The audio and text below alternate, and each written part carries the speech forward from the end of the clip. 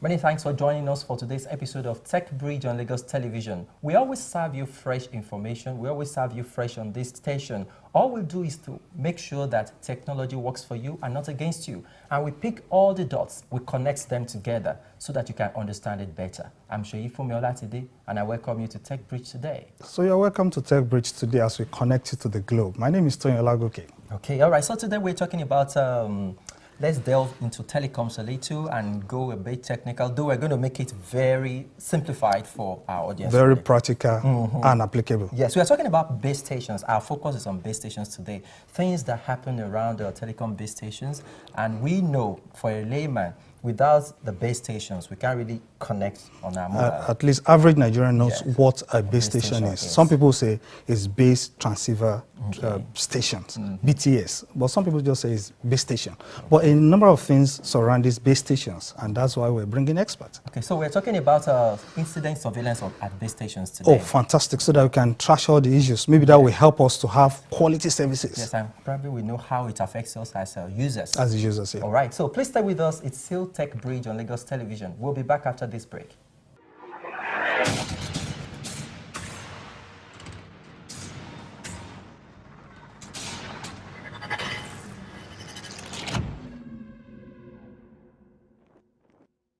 Hello everyone, my name is Gerald Omaze. I'm an ICT personnel. You're watching Techbridge on Lagos Television. Hi, my name is Sylvia Odeme. I am a data analyst. Keep watching Techbridge on Lagos Television.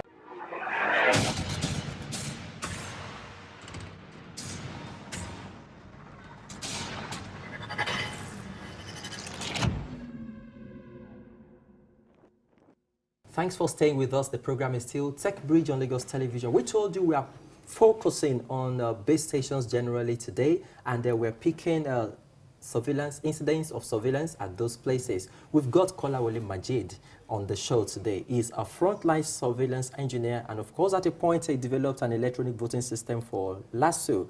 So you're a man of many parts, really, and we're going to just pick one part now. You're welcome, Kolawole. Thank you. Thanks for having me. Kolawole, you're welcome to Techbridge. Surveillance is a big word. We have CCTV surveillance, but this one is about base station surveillance. Can you tell us a little bit about this surveillance of BTS? Telecommunications is about connecting several base stations to allow the end user, the customers, to be able to reach each other in a seamless manner.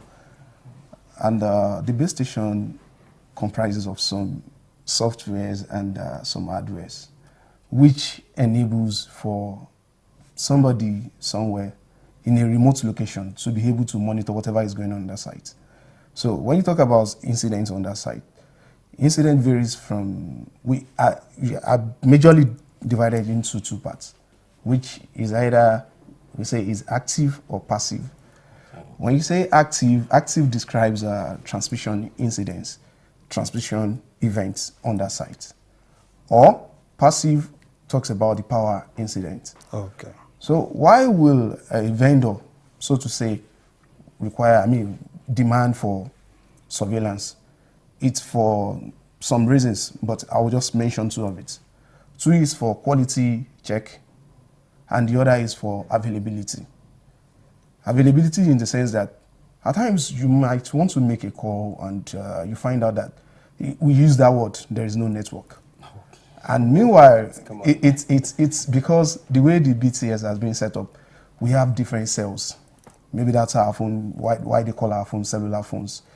So your phone interacts with a particular cell facing it. So if that particular cell is down, you won't be able to make call from that particular section that you have. So that's why you see people in virtually the same location. One will say, I'm able to make calls, and the other say, I'm not able to make calls.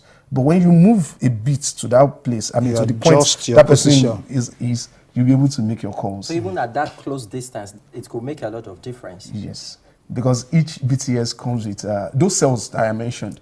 They cover a certain range. Oh, I see. So that range, depending, what makes a complete circle is 360 degrees. Sure. So depending on the range a particular cell covers, so we now determine the number of cells you use. So if the cell facing you is not working, so you have to move towards the one that is working. Okay, let me take you back a little. You talked about something that there are a lot of things that make up a base station. Yes. And you said softwares and some firmwares and the rest of it. Do you want to let us into that in a way that we understand, really?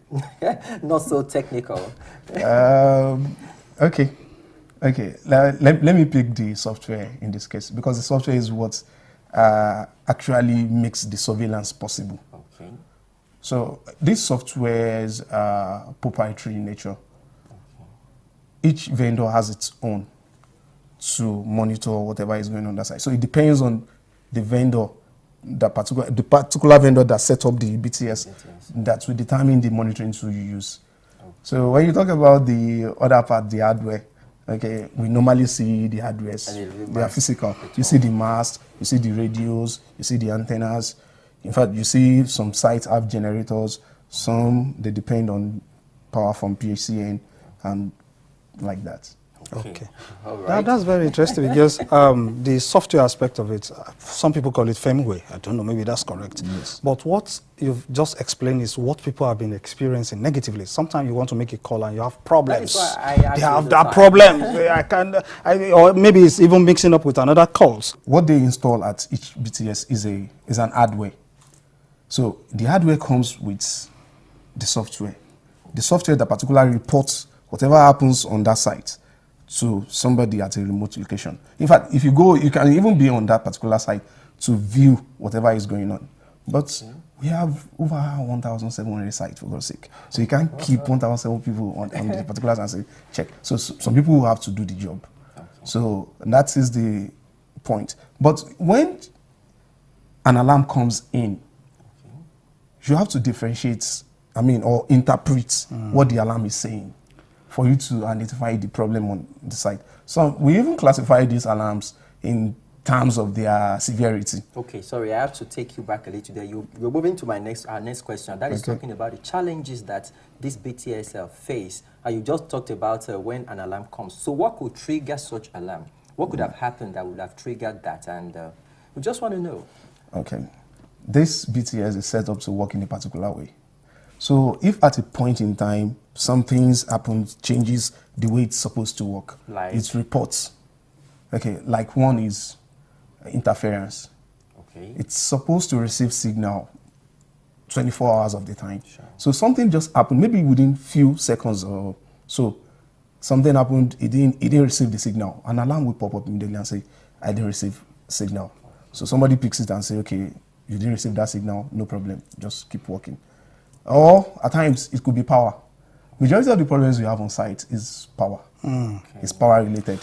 Because we call the setup of, if you set up a particular BTS to use different sources of power, so we say it's hybrid. Okay. So, and there is a device in control of that. So when one source of power goes down, the other one ought to come up immediately. So it's auto. It should be auto. Automatically should, so that there will be no downtime. Oh, I see. But at times you don't even know. Some things may happen and the other source of power fails to come up. So because of that, you have trigger. Yes. You have alarm. So the site will even go down. But most sites comes with this battery setup that allows it to still be running, even if the other power source does not come up. So it runs for maybe, let's say, 20 or maybe even 1 or 3 hours. Okay. So once that window is still there, then you still have your site on. But I'll still get the alarm that says hybrid has failed. Okay. So we send someone to site to fix that. Yes. So it's getting interesting because from different alarms now, you can know what. If it is power alarm, there's a kind of sound. If it is failover, there's a sound. If it is not particularly sound. Okay, how? The alarm comes in with a title. Title, So, like an alert. Yeah, I failed to mention. Okay. There's a platform we call the OSS. This OSS reports the alarm, comes it in form of a ticket. Okay. So the ticket comes with a title. The title will now point to you that, okay, so thing is happening on this site. So it will mention the particular base station that is having that issue. Yes, and sure. Be able to trace that. Sure. You will know the particular base station. Mentioning it now, is it by code or by statement? Is power, so there's a code. Is a failure, there's a code. Is a cell, there's a code. Is attenuation, there's a code. How? I want to learn. It doesn't come in code, but it comes in a language that we you understand. Fantastic. That's why you've been coding. All right. It's fine. So now we talk about remote resolutions, reset and routing as well.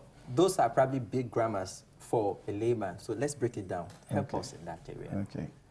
The reason for remote resolution most times is software related.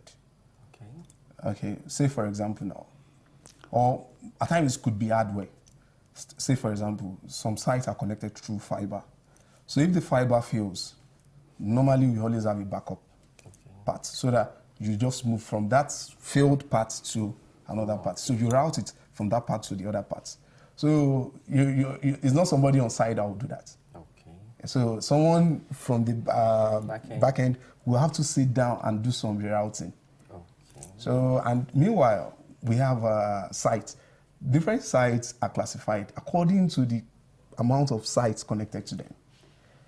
Like a particular site, if it's standing alone, we just call it a terminal site.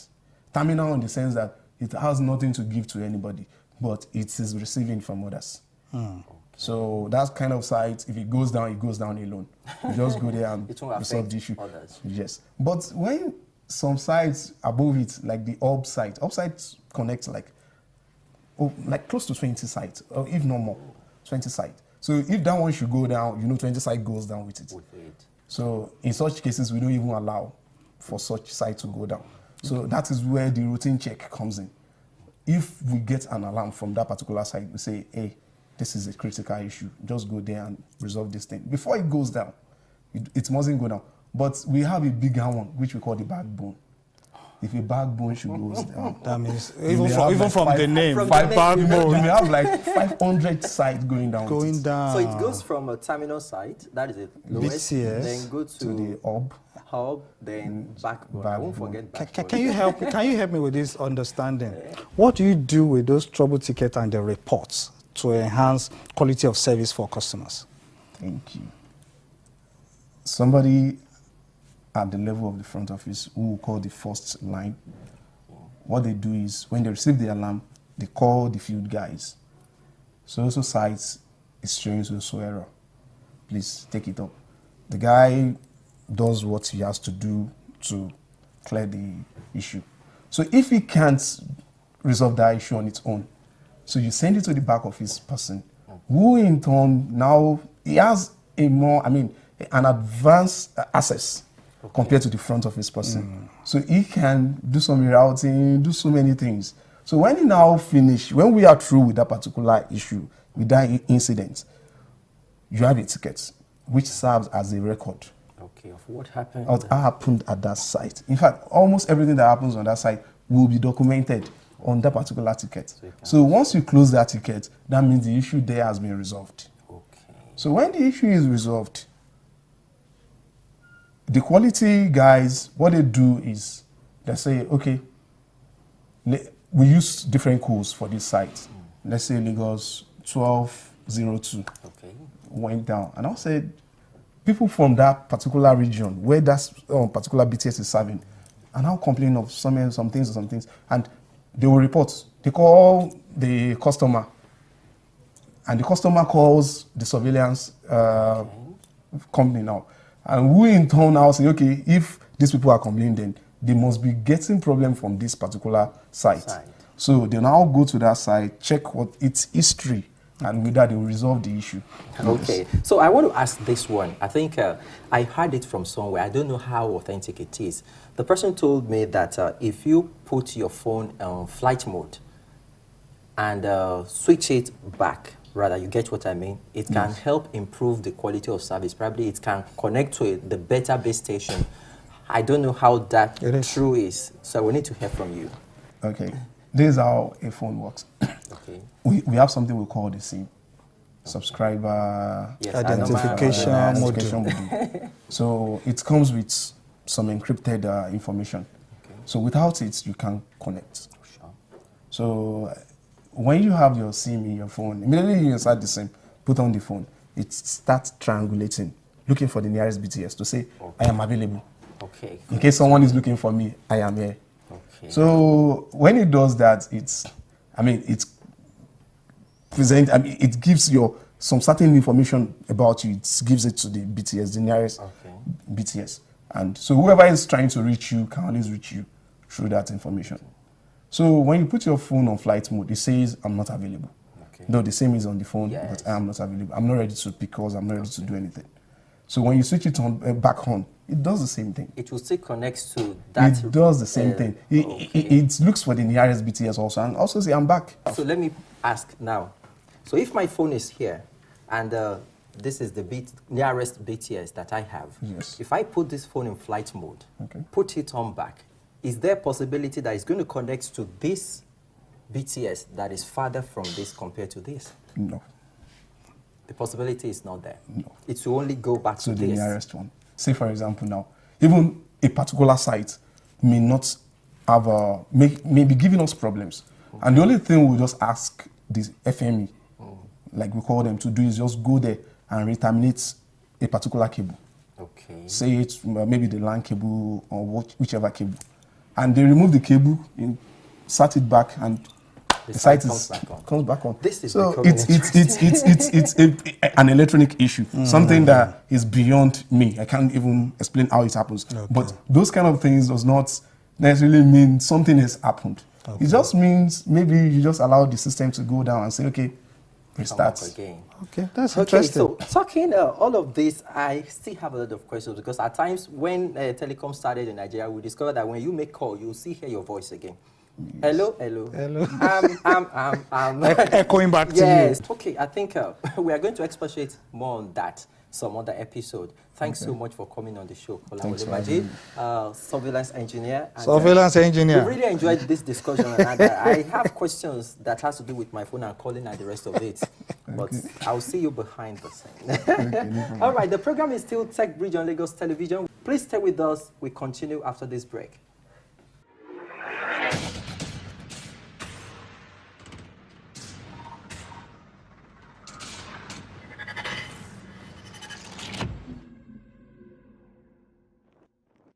Thanks for staying with us. It is still Techbridge on Lagos Television, and that was another discussion, another eye-opening discussion there with Kolawole Majid. And I'm sure a number of people are very happy because telecommunications, surveillance, and all those things needs to be overhauled. Well, I think at a point I began to think of the fact that is the system we have now in Nigeria with the BTS, is it the best we can have or we can improve on it? There will always be need for improvement. And that's why I was actually trying to hammer on the report analysis because there is no system that is perfect. When you get it up to 60% today, by next year, we expect you to get it up to 70, 80. There should be upward improvement. We shouldn't be in the same position where we were 10 years ago. So I think with this surveillance now, we are on the right path. And that is what technology is all about. We keep improving, we keep innovating, we keep discovering more. Well, that is our show today. Many thanks for joining us. Remember that all our social media platforms are available for you to use. Connect with us on our Facebook, that is Techbridge LTV. And of course on YouTube, it's Techbridge LTV as well. On our YouTube channel, of course, you can watch this episode and all other previous episodes again and again. Also remember to subscribe to that channel as well. You can also watch this program live on TV Now app or on, of course, our LTV mobile app. Many thanks for staying with us today. I'm Sheyi Fumiola today. See you next episode. Thank you for watching today's episode. With technology, you can't get it wrong. So keep on watching Techbridge. My name is Tunya Lagoke. Bye.